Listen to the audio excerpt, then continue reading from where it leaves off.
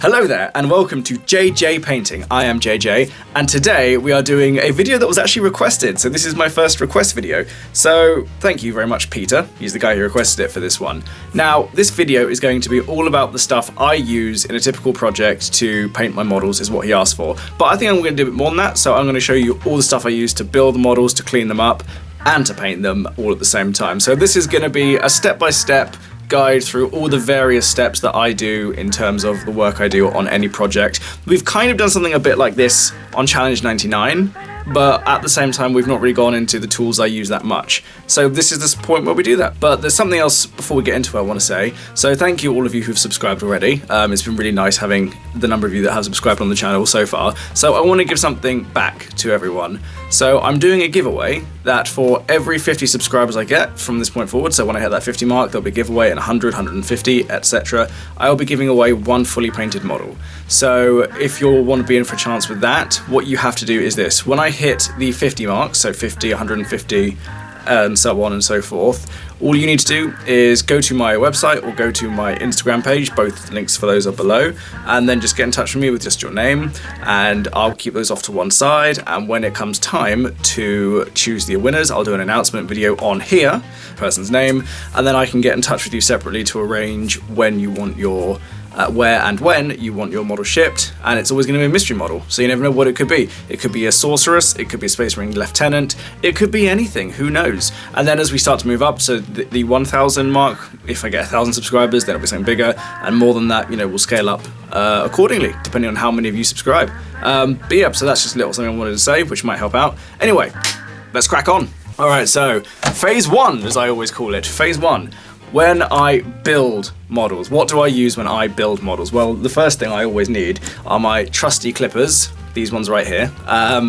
So these clippers are new-ish Citadel ones, because if anyone remembers, they used to have ones with yellow handles and red handles and black handles over the years. And the one thing which is always very sad about these clippers is the springs.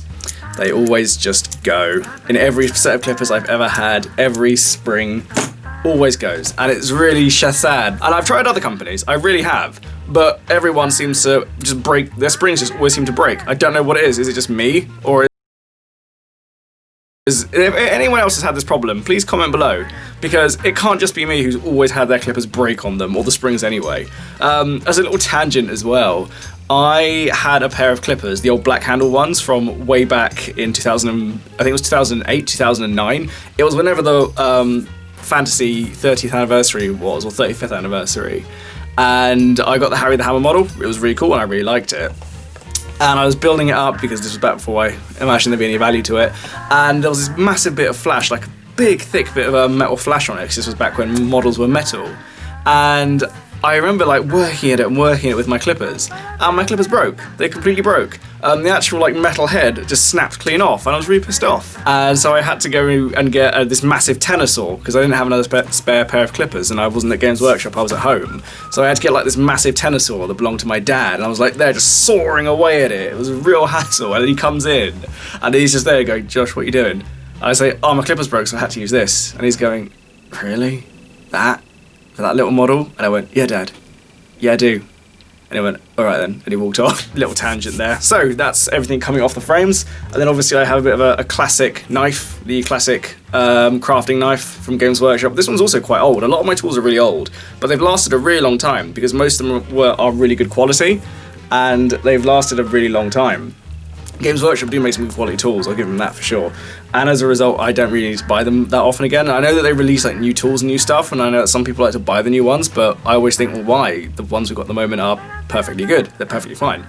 And they works, all that sort of stuff. And I also still use things like the craft knife just to clean flash off and stuff like that. I know that there's now a specific mold line remover tool, but I always got used to doing it with this. So this is what I used to remove mold lines. I've never really needed anything else, to be completely honest with you, because, you know, why would you? It's good enough, it does the job. So you may have noticed the zoom slightly changed just because I wanted to show you guys the next bit here. So, I'm gonna go into my toolbox. Okay, so cool, what else have I got? Oh yeah, that's it. So obviously I have, you know, things like files. If you look really closely, you can see some magnets, because I occasionally do some magnetizing attached to those as well. So that's just because the magnets fell in there and I lost them and I found them on here. So it's happy, and now it just seems like a really smart place to keep your magnets. You know, you're always going to need your files for filing things down. So you may as well store your magnets on it until they need to go onto your saw. And speaking of which, so I've also got my big chunky saw now, which I bought after Clippergate when my clippers broke. So this is quite useful. It's a bit grimy and a bit nasty nowadays because I used to strip a lot. I still strip a lot of models off, like secondhand models. So I think I've just had this out when I've been doing that, and it's just gotten really filthy, and I don't really want to clean it because it's still really sharp. I don't want to cut my hand off, so I'm just not gonna do that. And then of course for those days, it's not so much now, not with plastic models, but definitely back in the day when there were more metal models, and I do still use this for Forge World kits, is when you're pinning stuff. And so for that I have my classic drill. It's like 1mm drill bit, I think, 2mm maybe. And it's a really nice little bit of kit. I've always had one of these since I was about 16, 17, just because even then there were still metal models back in the day, and you know, they're always around and you'll always run into them, especially if you're buying stuff online. And one of the really funny things about the nostalgic crowd for the old metal models from way, way back in the day is that everyone goes, oh yeah, metal models, they were great, they were so much nicer. I mean, you know, that's your opinion. But the one thing I always find is that people go, oh yeah, metal models, they just feel nicer. And I'm like, yeah, but have you tried building any of them recently? And then everyone goes, oh yeah, plastic models are easier, aren't they? Yeah, don't have to pin them. No, you don't. I still keep that around, and also for Forge World kits, especially if it's a bigger kit. So I built a Storm Eagle not that long ago, and I ended up pinning most of it together because, you know, it's resin, but it's quite a heavy resin kit, so I didn't want stuff falling off or stuff breaking, and also, you know, it's not the easiest kit in the world to stick together, so I wanted to make sure it had a bit more longevity once it was all together and painted. The last thing you want is for a kit that big to start falling apart on you. That would be tragic. Anyway, so what else we got? Glues now. So the things that, now that we've cut everything apart, how do I glue everything back together? Well, together again. So I don't actually use any Games Workshop's glues at the moment. I mainly use the Revell Contactor, because this has always served me quite well. It had this nice long nozzle, which is a bit more precise. Because I remember, as I'm sure some of you do, back when Games Workshop didn't have glues which had the nice little metal nozzle on them, everything was, you know, just these big flat open heads which just made you spill plastic glue everywhere. And I find this glue is a bit more forgiving, so you can wipe this off your model and it won't take half the detail with you if you do make any mistakes. Not that I ever make mistakes like that. I mean, I'm always really accurate with my glue. Anyway, but that's the next thing I use. And then for those models which are again either resin or oh, that's plastic glue. I only use that for plastic. But again, when it comes to the metals or the resin glues, I go to Army Painter for this one. Now, Army Painter is really nice. I use this super glue here, which is, you know what, absolutely fantastic as far as super glue goes, because I've used loads of super glues. I've used like generic super glues from Sainsbury's or whatever supermarket you go to. I've used Games Workshop super glue. I've used glues from everywhere and epoxies and all the rest of that, but that stuff's still the best and it lasts for years. I think I bought 2 of these in the past like 6 years and they've both been great, and the other one dried out because, and like a very smart person, I left it off. So I didn't actually put the lid back on after I used it, and then I came back to it a week and a half later and went, great, it's really good glue, and it's not cheap. Well, it is cheap, but I don't want to spend more money on glue because I thought I had it and now I don't. So sorry, John. That's why the guy, I was doing a project with someone called John, and it took like a week longer because I had to go get glue, and it was lockdown virus time, so no one was open. Hooray! But we got there eventually. But yeah, so those are the glues I use, and then I've got PVAs as well, but PVA is a bit different. PVA I feel is just like the same everywhere, and because you only really use it for basing, it doesn't really matter who you buy it from, because it's not like you need this like super expensive, really good PVA glue to keep your sand on. It's just sand, and at that point you can put anything on there, so it doesn't really matter that much. So I just use any PVA. I think I've got another Army Painter PVA product. This video brought to you by, nah, I'm just joking, although it would be a good time for an ad read, when this channel has like actual more than, there's like 30 something subscribers at the moment. Anyway, moving on. So those are the glues I use. So that's to give you guys a quick insight into the stuff I use to cut the models up and to build them, and all the glues and all the clippers and all the tools and stuff that I use. So that's just a quick rundown of all the good stuff. So that's the fun constructy stuff, and all the cleaning stuff as well, because they're both really important. And I obviously had some magnets, as you saw, so I do magnetize models occasionally. Those magnets I think are rare metal magnets, and I kind of move around where I buy magnets from depending on, you know, who's cheap and who's got them in stock. And some of them are really expensive. I've seen magnets which are 5mm for like 10 of them, and it's nearly, you know, 20 quid. I always buy the cheap magnets because they're magnets. They're not going to lose their magnetic field. I don't know, someone correct me in the comments. What do they have? I'm assuming it's a magnetic field because it's called a magnet. Anyway, so now that we've done the construction side of things, let's get on to the painty side of things. Yeah! So the first thing we're gonna do is I'm gonna show you this. It's got it down here. There we go. So this box, that thud you just heard, was all of my spray paints that I have. Yeah! All of these are Games Workshop spray paints as well, as you can probably tell. I use army paints for another company's spray paints as well. But I'll be honest with you, I just don't like the finish on them. Some of them are a bit too glossy and some of them can occasionally flake a little bit. And I've never used like generic Halfords or B&Q spray paints because those just don't work on models, because those things are very much just designed for, you know, walls or whatever. They're not designed for this. So paint doesn't adhere to them as well as it does to this stuff, because this stuff is actually meant to have paint going over the top of it, whereas that stuff just isn't. So that's why I try to use this stuff more. So what have we got in this? Like, join me, unboxing my box of spray paint. So obviously we've got, you know, 2 cans of Chaos Black, because if you don't have 2 cans of Chaos Black, you're gonna run into trouble. Then I've got, oh yeah, so I've got a story about this. So I've got 3 cans, that's not lead belcher, of lead belcher in here. That's only 2 cans. Can I get the third one out? Yeah, I can. There we go. So I've got 3 cans of lead belcher in here. And why do I have 3 cans of lead belcher? So going back to when Indomitus first dropped, and there was that really cool new Necron color scheme, which actually I'm painting at the moment. You might see that in an upcoming video. The Sazakan Dynasty, or whatever they're called. So those guys, I was looking at the color scheme and I picked up some Indomitus boxes because I had a couple of projects going on and someone else wanted that dynasty, and I at first thought, okay, cool. So I'm going to do that lead belcher because it looked very much like it was things like Reichland Flesh and Agrax Earthshade, like as a mix of those, like over lead belcher, and then just highlight it from there. So I thought, okay, cool, you know, I can do that. So I bought loads of lead belcher in anticipation, and then it was like the week later they said, oh yeah, it's this news thing called Rune Lord Brass, and I was going, isn't Rune Lord Brass a highlight colour? It's a highlight colour, right? It's not a base. They went, oh no, we've done a new base for it. It's basically the same thing, but now it's a base paint. I was like, oh, great. So now I've just got 3 lots of lead belcher, so I guess I'm going to be doing Iron Warriors for a while. Seriously, if anyone wants Iron Warriors, hit me up, because, you know, I need to use this lead belcher. Otherwise it's just going to sit here for years and I'm never going to use it. Anyway, what else do I have in here? So I've got some Xandri Dust, that's always useful. And then I have Rune Lord Brass, because people wanted that dynasty and I was going, alright, fine, I'll get some Rune Lord Brass. So I got some Rune Lord Brass, and that's actually the 2nd can of that. So I've spent a lot of money this year on spray paint is what I'm saying. I have both of the contrasts. Where are they? Yay! I have the contrast sprays as well. So do you know what I will say is, even if you're not using contrast paints, these are still really good base sprays to have. You do have to be a bit careful, because sometimes regular Games Workshop paints, they flake off a little bit if you like start rubbing them really hard. So just be mindful of that if you ever find yourself with these. But I'll be honest, these are both really good. I've used this one for things like Imperial Fists. I've used this one for things like White Scars and Blood Angels, and probably going to use this one. Actually, no, I am using this one as the base for the Howling Griffins in Challenge 99, because it's really, really good. And yellow just looks better over Wraithbone than it does over Xandri Dust or Corax White. I paint a lot of very light colours, and as a result, that's what I need. Oh, I got some Macragge Blue in here as well somewhere. Where is it? Oh, I've got some Death Guard Green. Oh yeah, because I'm doing Death Guard as well. Look, this is my Death Guard model. Yeah, this actually belongs to me. It's like half finished. And I just knocked over all my brushes. Oh, I'm so uncoordinated. You're all safe there now. I knocked the Royal Warden off my table from the Necron range. He hit the floor. It's okay, it's plastic, he didn't break apart. God, could you imagine if models were still metal? I mean, just for a second, like, to completely distract, could you imagine if we still had metal models as, like, the norm for things like characters and elites? Oh my god!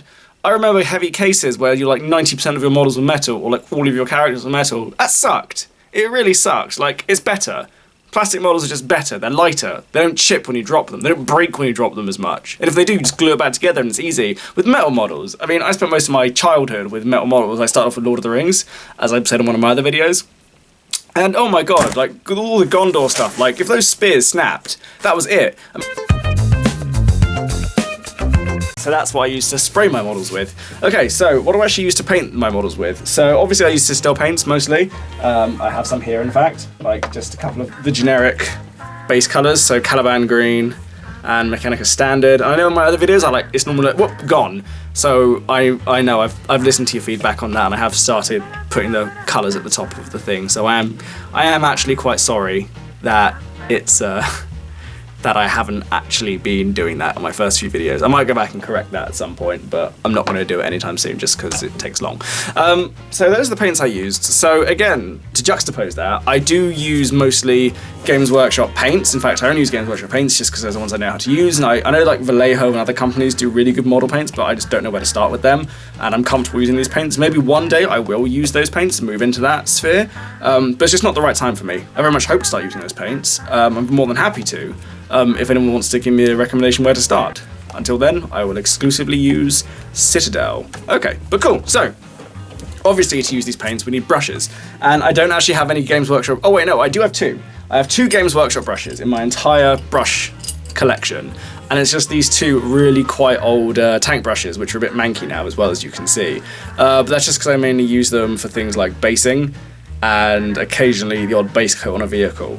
And I do actually clean my brushes quite regularly, but I used these guys recently for like various things. So I really don't actually keep them in that great shape, I know. But at the same time, this is what we're working with here. And you know what? These guys have served me really well. I've had like smaller brushes that I had at the same time as I got these two, and they died. They just didn't stay together. They completely. But I wasn't very good at using brushes back then.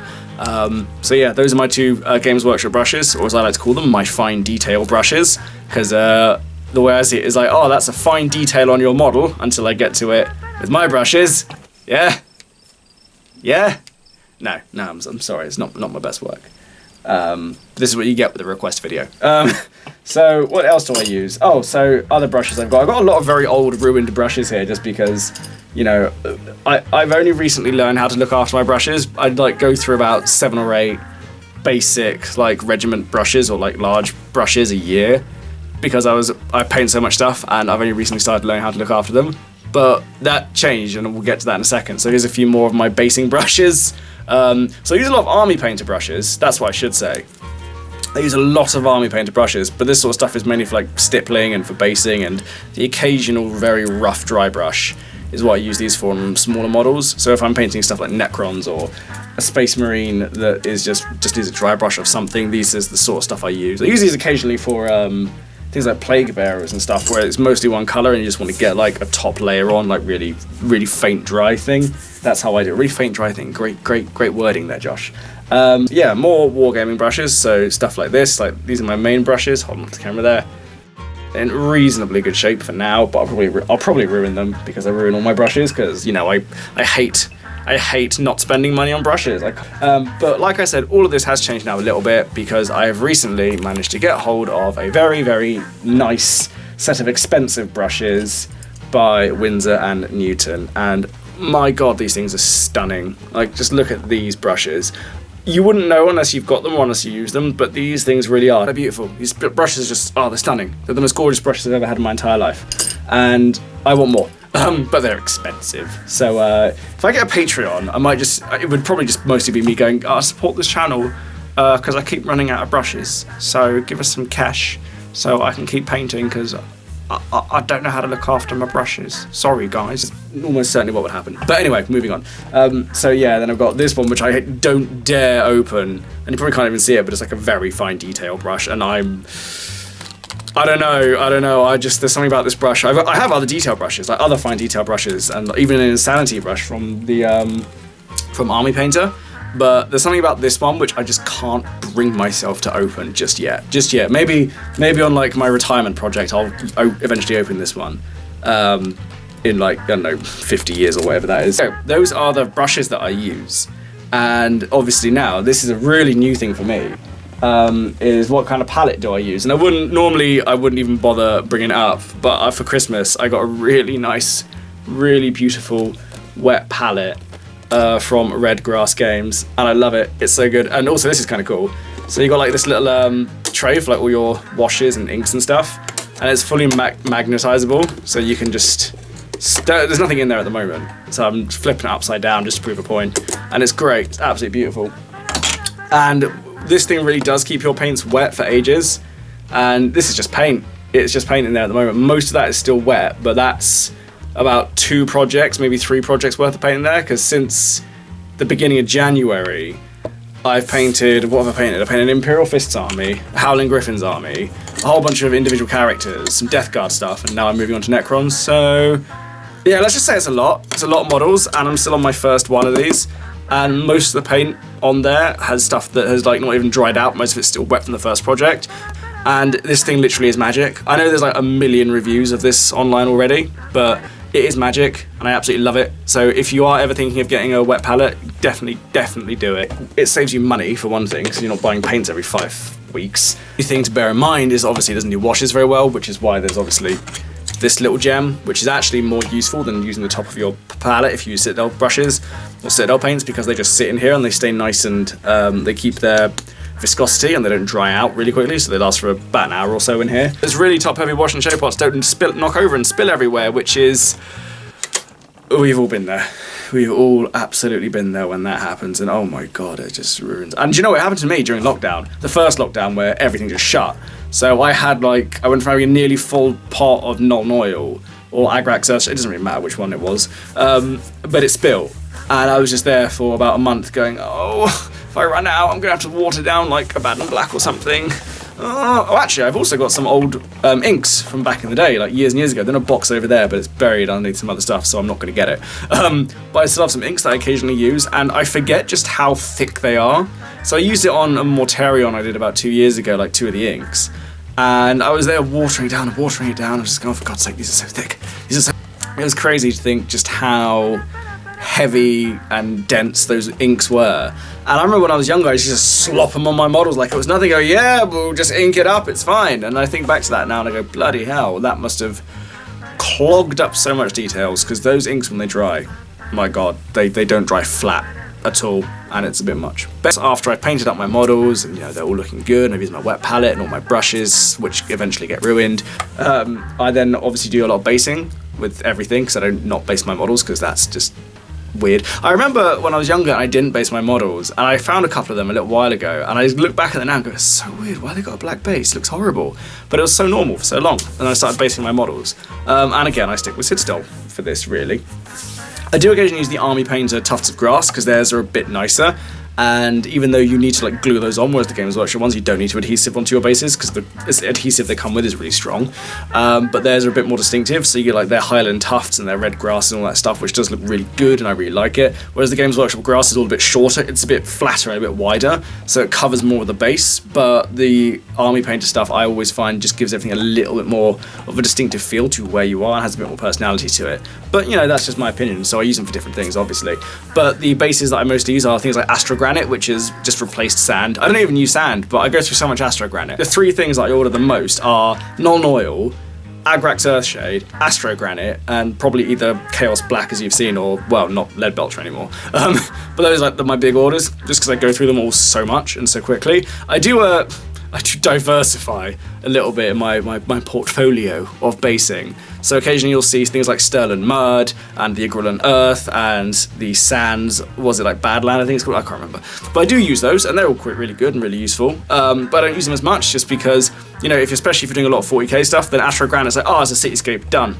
But it just makes my life a lot easier just sticking with Astro Granite, because it's really easy to highlight and just to blend it with the rest of the model. Basically, Astro Granite is the best. The other ones are all second best equally, but Astro Granite for me is the best. So yeah, so that's a rundown of all the stuff I use to build models, to clean them up, to paint them, and to base them. And that's everything really. What am I painting at the moment? What am I painting at the time of recording this? Well, as you guys probably have seen, there's always stuff that I'm painting, and I literally paint every day, more or less, apart from Sundays. I give myself a day off, because painting is my job after all. Death Guard, because these are mine.